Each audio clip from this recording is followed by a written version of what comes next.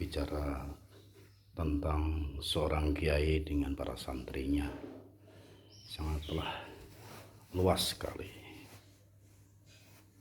dengan ikatan batin keduanya, dan ini tidak main-main. Seorang kiai adalah beliau yang mampu mencetak generasi yang lebih hebat dibandingkan generasi yang dicipta oleh para pendahulunya. Akan tetapi kadang-kadang seorang santri merasa lebih hebat, ini yang salah, sehingga kesalahpahaman dari pemikiran para santri ini terkadang menghilangkan keberkahan ilmunya. Karena bagaimanapun sehebat apapun santri, tetaplah santri. Jadi dia tidak boleh memiliki perasaan ataupun pemikiran lebih hebat dibandingkan kiainya. Karena seorang kiai tahu kemampuan yang dimiliki oleh para santrinya, sehingga para kiai mengambil sikap untuk saling mendoakan untuk kesejahteraan para santrinya, untuk kealiman di bidang hatinya, sehingga tidak goyah oleh godaan apapun. Oleh karena itu wajib bagi para santri untuk selalu menghormati kiainya, sepamdi apapun, setinggi apapun ilmunya.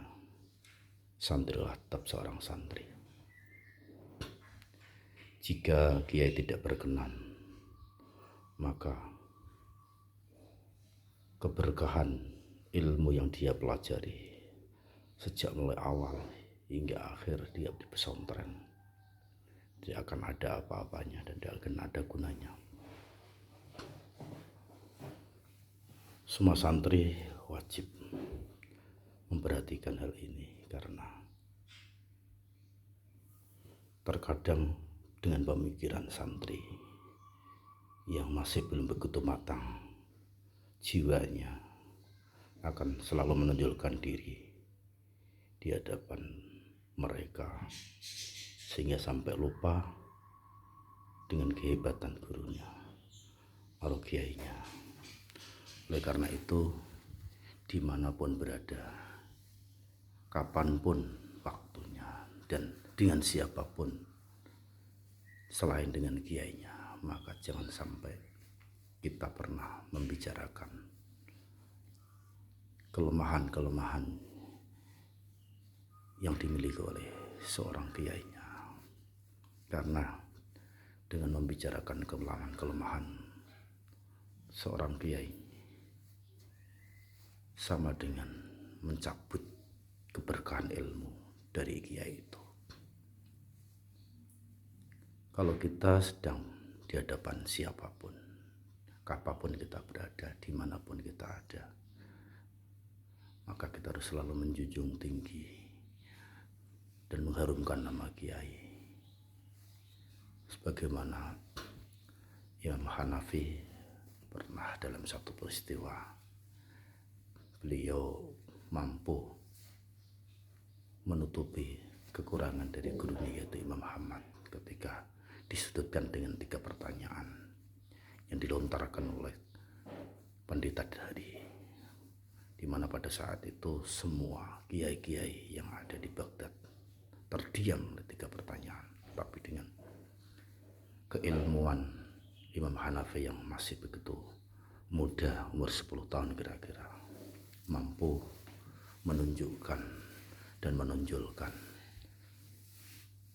menutupi kebesaran nama gurunya, yaitu Imam Ahmad. Alangkah bangganya Imam Ahmad pada saat itu, karena Imam Ahmad sendiri sebenarnya kurang begitu tahu, tetapi dengan kehadiran jawaban yang ditanyakan oleh dari, dengan kepandian dan kealiman, kearifan Imam Hanafi yang masih 10 tahun pada saat itu, semua kiai-kiai yang ada di Baghdad sangat hormat. Bagaimanapun tidak,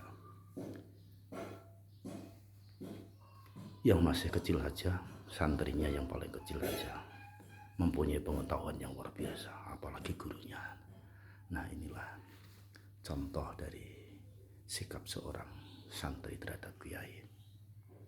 Karena keanehan pemikiran-pemikiran seorang kiai terkadang mempunyai tujuan tersendiri untuk santri-santrinya, sehingga kita dalam menghadapi apa yang diperintahkan kiai, apa yang dipikirkan oleh kiai, kita harus selalu husnudzon kepada kiai, karena beliau mempunyai pemikiran tersendiri atau memberi kehendak lain, yang kehendak itu untuk kebaikan para santri-santrinya. Terkadang santrinya dengan keterbatasan pengetahuannya menyimpulkan sendiri, sehingga jalannya berbeda dengan jalan seorang yang akan diberikan kepada para santrinya. Demikian kira-kira hubungan erat antara kiai dengan seorang santri.